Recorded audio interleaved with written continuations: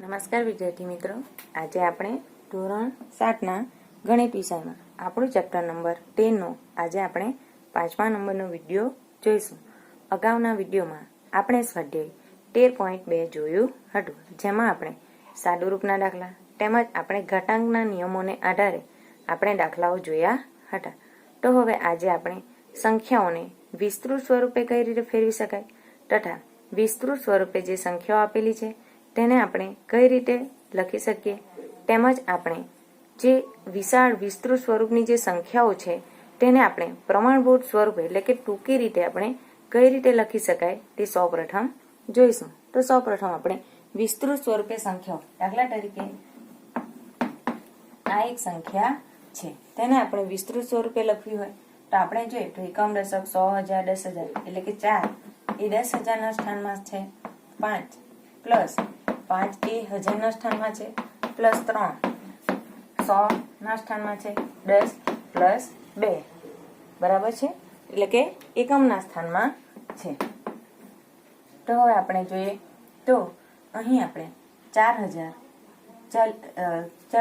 છે માટે 4 ગુણ્યા 10ની 4 મીંડા છે 4 ઘાત લખી શકીએ, 5 ગુણ્યા 10ની 3 ઘાત પ્લસ 3 ગુણ્યા 10ની 2 ઘાત પ્લસ 1 ગુણ્યા 10ની 1 ઘાત, ત્યારબાદ 2 ગુણ્યા 1 એટલે આપણે 10ની 0 ઘાત લખી શકીએ, કારણ કે આપણે અગાઉ જોયું હતું કે કોઈ પણ સંખ્યાની જે શૂન્ય ઘાતાંક હોય એટલે કે શૂન્ય સિવાયની કોઈ પણ સંખ્યા હોય તેની જો 0 ઘાતાંક હોય તો આન્સર 1 આવે છે, માટે આપણે અહીં 0 ઘાતાંક લખીશું. તો આ રીતે આપણે સંખ્યાઓને વિસ્તૃત સ્વરૂપે ફેરવી શકીએ, એટલે કે આપણે જે રીતે અહીં 40,000માં 4 મીંડા છે તો 10ની 4 ઘાત લખી શકીએ. તો હવે આપણે ધારો કે આ રીતે વિસ્તૃત સ્વરૂપે આપણને સંખ્યાઓ આપેલી હોય તો તેને આપણે સંખ્યા સ્વરૂપે લખી શકીએ. ધારો કે 2 ગુણ્યા 10ની 5 ઘાત પ્લસ 3 ગુણ્યા 10ની 4 ઘાત પ્લસ 3 ગુણ્યા 10ની 3 ઘાત પ્લસ 4 ગુણ્યા 10ની 2 ઘાત પ્લસ 9 ગુણ્યા 10ની 1 ઘાત પ્લસ 6 ગુણ્યા 10ની 0 ઘાત. આ રીતે સંખ્યા આપેલી હોય તો આપણે તેને લખવી હોય તો આપણે 2, ત્યારબાદ 3, 3, 4, 9 અને 6. તો આ રીતે આપણે સંખ્યા બનાવી શકીએ. તે જ રીતે દાખલા તરીકે આપણને વિસ્તૃત સ્વરૂપે સંખ્યા લખવા માટે આપેલી હોય એટલે કે 2 ગુણ્યા 10ની 5 ઘાત પ્લસ 3 ગુણ્યા 10ની 3 ઘાત પ્લસ 2 ગુણ્યા 10ની 1 ઘાત આ રીતે આપેલી હોય તો આપણે જોઈ શકીએ કે 2 ગુણ્યા 10ની 5 ઘાત છે તો આપણે 2 લખીશું. 4 ઘાત વાળી સંખ્યા નથી તો તેની જગ્યાએ 0, 3 ઘાત વાળી છે 2 ઘાત વાળી નથી તેની જગ્યાએ 0, 1 ઘાત વાળી સંખ્યા છે માટે 2 અને 0 ઘાત વાળી નથી માટે 0. તો આ રીતે આપણે સંખ્યાઓ બનાવી શકીએ. તો આ રીતે આપણે વિસ્તૃત સ્વરૂપની સંખ્યાઓને સંખ્યા સ્વરૂપે લખી શકીએ અને સંખ્યા આપેલી હોય તો તેને આપણે વિસ્તૃત સ્વરૂપે પણ લખી શકીએ. તો આગળ આપણે જે વિસ્તૃત એટલે કે મોટી સંખ્યાઓ આપેલી હોય છે તેને પ્રમાણભૂત સ્વરૂપે કઈ રીતે લખી શકીએ તે જોઈશું. તો આપણે દાખલા તરીકે કોઈ એક સંખ્યા લઈએ,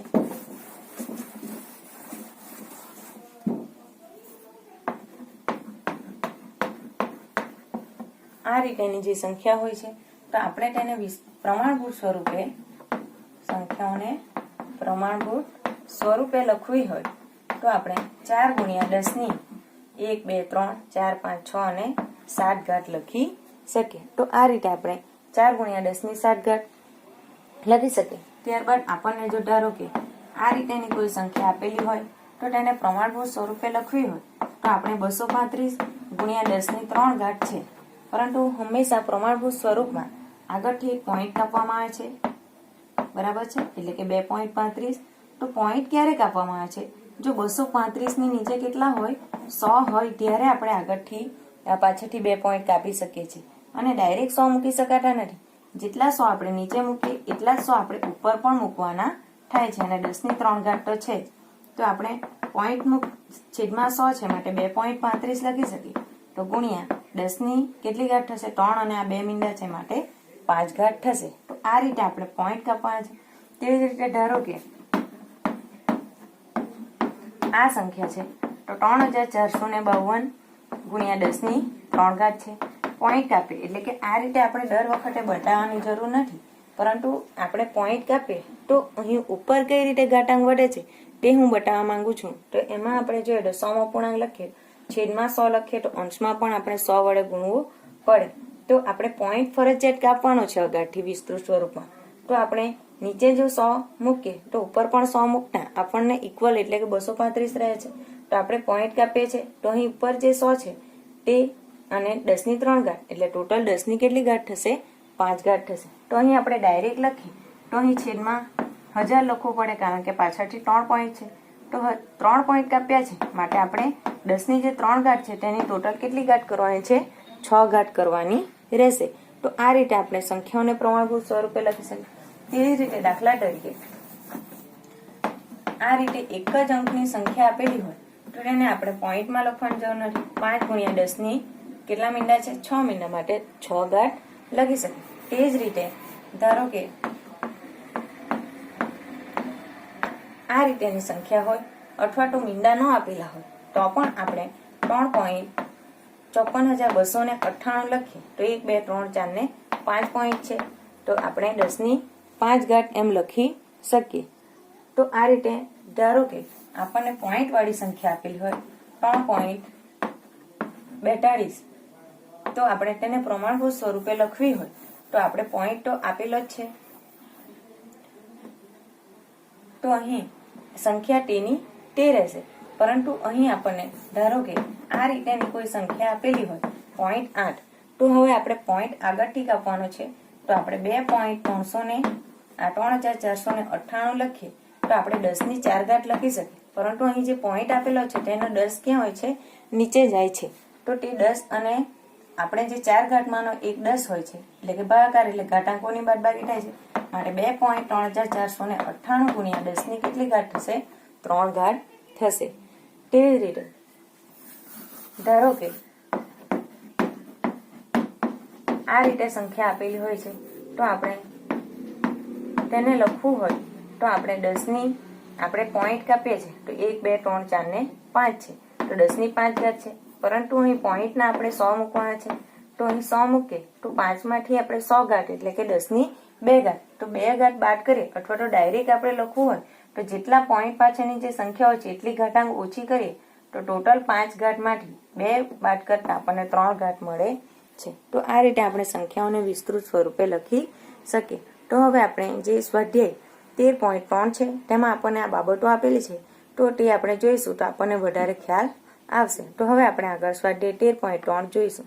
આગળ સ્વાધ્યાય 13.3 માં પ્રશ્ન નંબર 1 છે, નીચેની સંખ્યાઓને વિસ્તૃત સ્વરૂપે લખો. એટલે કે આપણે જે રીતે સંખ્યાઓને વિસ્તૃત સ્વરૂપે લખતા જોઈ ગયા છે તે રીતે જોઈએ તો અહીં આપણે એકમ, દશક, 100, 1000, 10,000 ને લાખ એટલે કે 2 લાખના સ્થાનમાં છે માટે આપણે 2 ગુણ્યા 1 લાખ વડે આપણે ગુણીએ તો આપણને 2 લાખ મળે છે. એટલે કે આપણે સંખ્યાઓની સ્થાન કિંમત લખીએ છીએ. પ્લસ 7 10,000 ના સ્થાનમાં છે માટે આપણે તેને 10,000 વડે ગુણીશું. 7 ગુણ્યા 10,000 પ્લસ 9,000 ના સ્થાનમાં છે માટે 9 ને 1000 વડે ગુણીશું. પ્લસ 4 100 ના સ્થાનમાં છે માટે ગુણ્યા 100 પ્લસ 0 દશકના સ્થાનમાં હોવાથી 10 વડે અને 4 એકમના સ્થાનમાં હોવાથી 1 વડે આપણે ગુણી શકીએ. તો આ રીતે આપણે જોઈએ તો 2 ગુણ્યા 1 લાખ કરતા આપણને 2 લાખ મળે છે. તો આ રીતે સંખ્યાઓને વિસ્તૃત સ્વરૂપે દર્શાવી શકીએ. પરંતુ આપણે ઘાત સ્વરૂપે લખીએ તે પણ એનું વિસ્તૃત સ્વરૂપ છે. તો 2 ગુણ્યા આપણે 10 ની ઉપર જોઈએ તો કેટલા મીંડા છે? 5 માટે 5 ઘાત થશે. પ્લસ 7 ગુણ્યા 10 ની કેટલી ઘાત થશે? 4 પ્લસ 9 ગુણ્યા 10 ની 3 ઘાત પ્લસ 4 ગુણ્યા 10 ની 2 ઘાત પ્લસ 0 ગુણ્યા 10 ની 1 ઘાત પ્લસ 4 ગુણ્યા 10 ની 1 એટલે કે 0 ઘાત લખવું પડશે કારણ કે આપણને ખબર છે કે કોઈ પણ સંખ્યાની શૂન્ય ઘાતાંક એટલે કે એનો આન્સર 1 લખવાનો છે. તો તેવી જ રીતે તમે આ પદ ન લખો તો પણ ચાલશે. જો આપણે જોઈ શકીએ તો અહીં એકમ, દશક, 100, 1000, 10,000, લાખ, 10 લાખ 3 એ 10 લાખના સ્થાનમાં છે. તો આપણે જોઈએ તો સંખ્યાઓની ઉપર 3 ગુણ્યા 10 ની ઉપર કેટલી ઘાત આવશે? તો પાછળ આપણે ટોટલ સંખ્યાઓ ગણીએ 1 2 3 4 5 અને 6 એટલે કે 6 ઘાત પ્લસ 0 ગુણ્યા 10⁵ પ્લસ 0 ગુણ્યા 10⁴ પ્લસ 6 ગુણ્યા 10⁵ પ્લસ 1 ગુણ્યા 10⁵ પ્લસ 9 ગુણ્યા 10⁵ અને 4 છે તો 4 ગુણ્યા 10⁻⁴ આવશે, કારણ કે તે એકમના સ્થાનમાં છે. તો આ રીતે આપણે સંખ્યાઓને વિસ્તૃત સ્વરૂપે લખી શકીએ. આગળ પ્રશ્ન નંબર 2 માં નીચે આપેલ જે દરેક વિસ્તૃત સ્વરૂપ છે તેને આપણે સંખ્યામાં દર્શાવવાનું છે. એટલે કે આપણે જે રીતે સંખ્યા હતી તેને વિસ્તૃત સ્વરૂપે લખ્યું છે, તો આપણને આ રીતે વિસ્તૃત સ્વરૂપ આપેલ હોય તો આપણે સંખ્યાઓમાં લખી શકીએ. અહીં સૌ પ્રથમ 8 ગુણ્યા 10⁴ છે, ત્યારબાદ 6 ગુણ્યા 10⁵, ત્યારબાદ 0 ગુણ્યા 10⁵, 4 ગુણ્યા 10⁻⁴ અને 5 ગુણ્યા 10⁻⁴ છે. તો આપણે જોઈ શકીએ કે અહીં 8 એ 10,000 ના સ્થાનમાં છે, 4 ઘાત છે એટલા માટે. ત્યારબાદ 6 3 ઘાત છે એટલે 2 ઘાત વાળું એટલે 0, 1 ઘાત વાળું 4 છે અને 0 ઘાત વાળું 5. તો આ રીતે આપણે સંખ્યા બનાવી શકીએ. તેવી જ રીતે આગળ 10⁵ છે, બરાબર, એટલે કે 4 સૌ પ્રથમ લખીશું. હવે આપણે જોઈએ તો 5 ગુણ્યા 10⁵ છે, એટલે કે કોઈ પણ 10⁴ વાળું પદ આપેલ નથી, તો આપણે તેની જગ્યાએ શું મૂકવાનું છે? 0 મૂકવાનું રહેશે.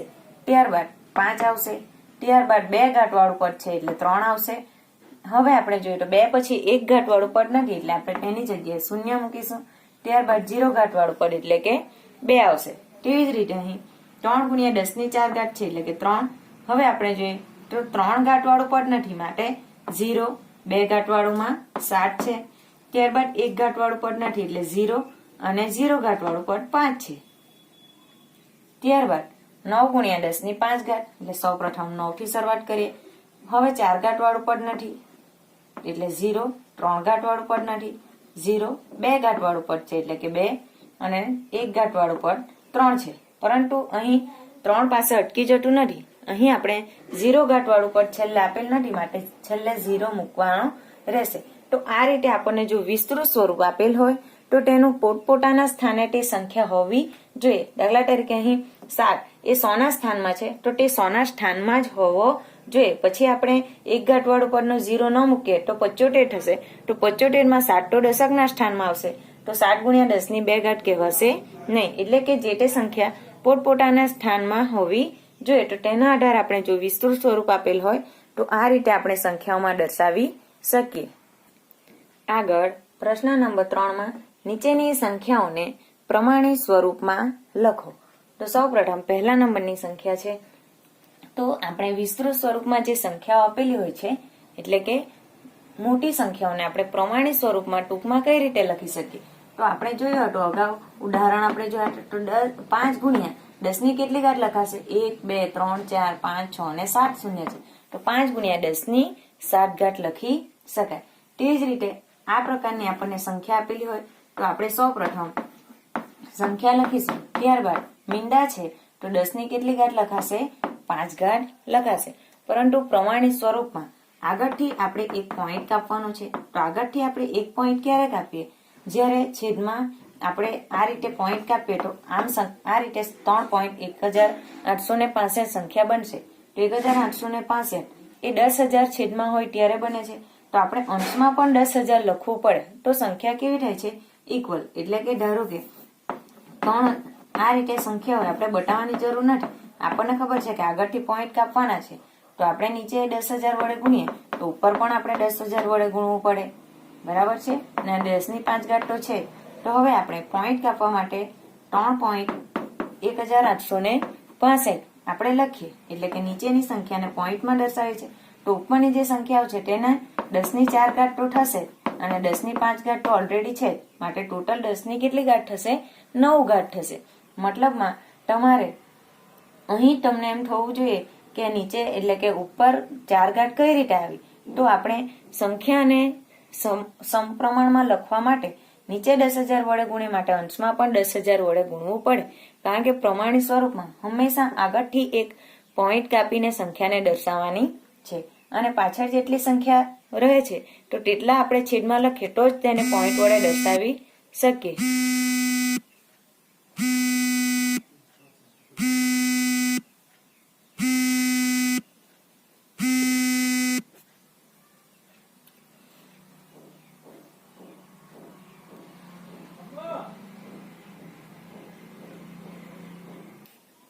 હવે આપણે જો આ રીતે સંખ્યાને પ્રમાણિત સ્વરૂપમાં લખવી હોય તો આપણે વચ્ચે આ રીતે પદ બતાવવાની જરૂર નથી. આપણે 3.1865 એટલે કે 1 2 3 અને 4 છે અને 10 ની 5 ઘાત ઓલરેડી છે માટે 3.1865 ગુણ્યા 10 ની કેટલી ઘાત થશે?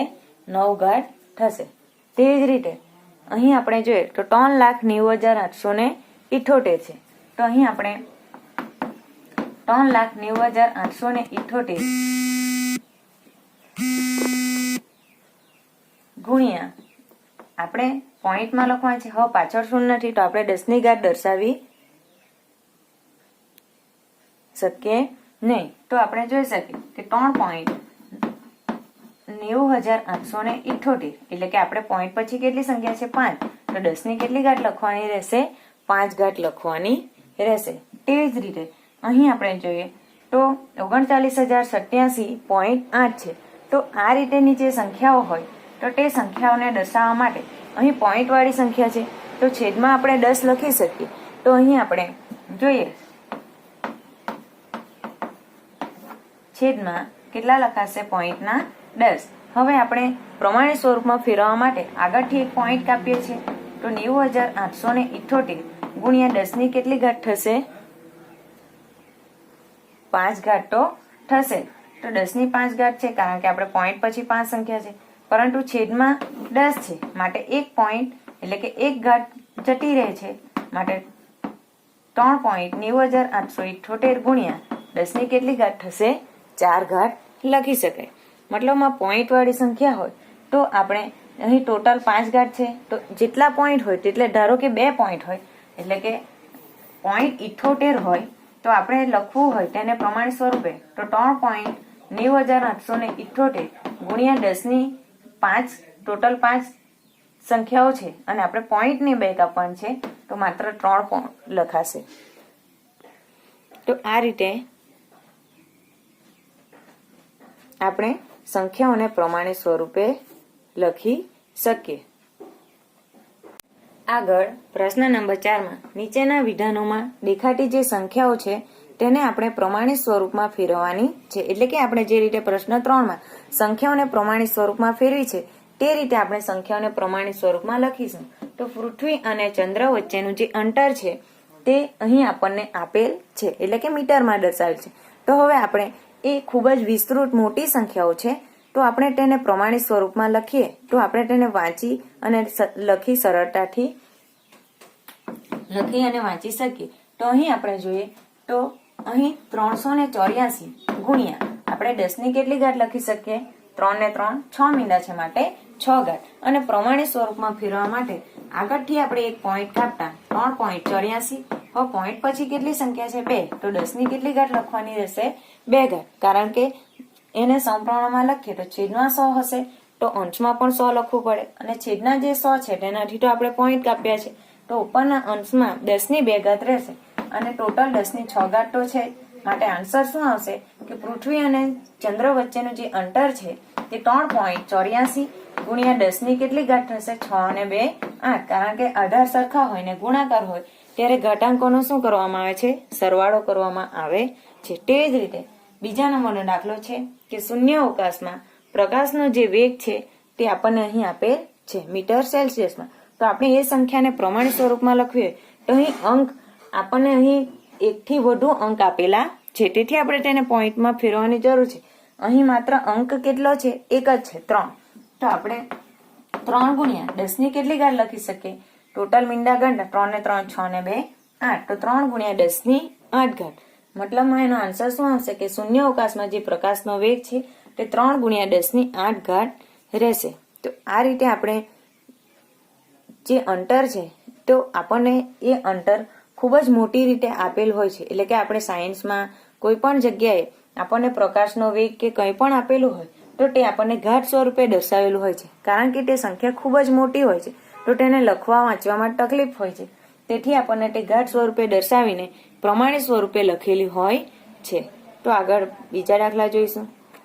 ત્યારબાદ આગળનો દાખલો છે કે પૃથ્વીનો વ્યાસ આપણને અહીં આપેલ છે જે મીટરમાં દર્શાવેલ છે તો આપણે તે સંખ્યાને પ્રમાણિત સ્વરૂપમાં લખીએ તો અહીં આપણે જોઈ શકીએ તો આપણે સંખ્યાને લગતા ગુણ્યા 10 ની કેટલી ઘાત થશે? મીંડા 3 છે માટે 3 ઘાત થશે.